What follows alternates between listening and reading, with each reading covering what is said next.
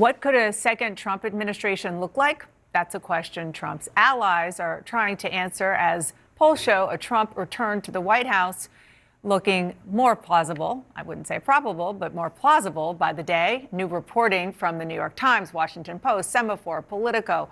They all zoom in on the efforts to shape what could be a Trump administration and how they could change big topics, big policy issues like abortion rights, immigration, and the state of the federal workforce. I want to bring my panel back here now. David Chalian, it's fascinating to see some of these stories are sort of trial balloons coming from Trump allies and maybe even from those who aren't really excited about Trump even being the nominee, never mind being the president. So it's could this happen from some corners? And it's warning this could happen from other corners. Yeah, I don't think there's a lot of hiding the ball that's going on here. I mean, I really don't.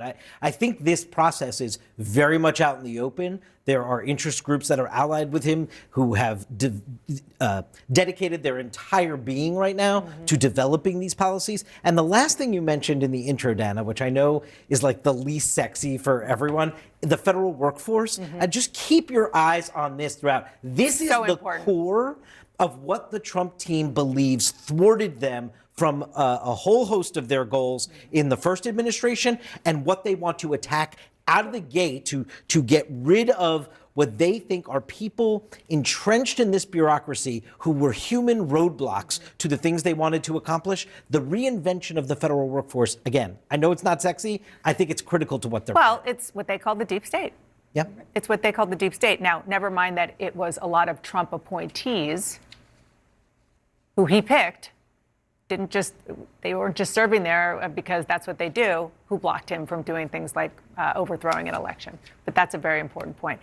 Kristen, you, I know, talk to people in Trump world all the time. And I'm sure you hear what I hear, which is, let's just take a breath. And these are people who are making money and exist professionally to try to come up with these plans and policies for a potential second term. It doesn't necessarily mean that if he wins, that they're going to take these policies and run with them. Well, it also means that Donald Trump doesn't like anyone taking credit for his ideas. Yeah. So as soon as those people started getting out there and saying they had plans for a 2025 agenda, he got out there and said, only I have plans for that. But there is something to be said here. I mean, AFPI is one of these groups, right? America First Policy Institute. It is filled with people that talk to Donald Trump almost on a daily basis. They're not coming at this cold with just their ideas on how to make money. They're having conversations. They're influencing the way he thinks. Project 2025, run by Heritage, same deal. We're talking about Russ Vought, who is he's not technically part of Heritage, but he falls under the 2025 umbrella, talking to Trump on a regular basis. He is the architect, the mastermind behind this idea that you can move all of these government agencies underneath the executive to give the executive this unwieldy amount of power. That's him. All of that, again, having regular conversations with Donald Trump. This isn't existing in a vacuum outside of him.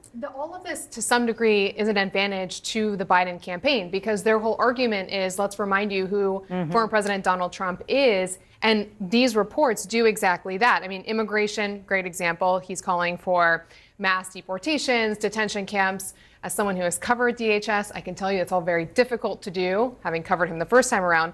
But that aside, never mind whether it's right or wrong. Never mind whether it's right or wrong. Right. But the Biden campaign seizing on it right away, saying in a statement that this is racist, un-American, and ineffective. This is who he is, essentially, is what they're arguing. And then let us not forget, on abortion rights, Vice President Kamala Harris is on a reproductive freedoms tour right now. Yeah, I'm glad you brought that up because this was a bit baffling, but maybe it's not, and we can talk about the strategy here. The New York Times reports that he is considering a 16-week ban, national ban with exceptions. Donald Trump appears to be trying to satisfy social conservatives who want to further restrict abortion access and voters who want more modest limits. Then, after the Biden campaign hit him on it, the Trump campaign, a spokesperson, according to our own Kate Sullivan, that spokesperson is Caroline Levitt, told CNN the former president is not committed to backing a national abortion ban. In a statement in response to the Times report, she said Trump would sit down with both sides and negotiate a deal that everyone will be happy with, which is so easy on the issue of abortion. Exactly. Well, and that's in terms of abortion, that's kind of where Trump, especially earlier on in the primary, recognized the political peril that taking a very conservative stance on abortion could have. And I believe I believe the New York Times reporting said 16 weeks was a nice number that he could just kind of wrap his head around, which is also another odd aspect in all of that. But I think just that statement from the campaign, just backing away from it, they know that that was a gift for the Biden campaign, because that's going to be one of the pillars that President Biden, Democrats on down, will argue in the presidential campaign and also in down ballot races as well. And I will say that Donald Trump does not privately and publicly want to get behind a national abortion Where did that plan. come from then? It was a trial balloon of some sort. It was a trial balloon, but a number of people that I spoke to, including someone who spoke to them right after this article came out, somebody who is very, very pro-life and was thrilled to see this, was told by the former president that he doesn't have any plans to do that because politically it would harm him. So I also think Donald Trump says a lot of things. I think that he himself has probably floated this out there, seeing what it looks like. What does it look like to say 16, 12 weeks, 15 weeks? I've heard all of these numbers for the last year in terms of private conversations Donald Trump has had. So he himself is floating it. But he doesn't think it's a winning political Such important reporting and context, Kristen. Thank you. Okay, everybody.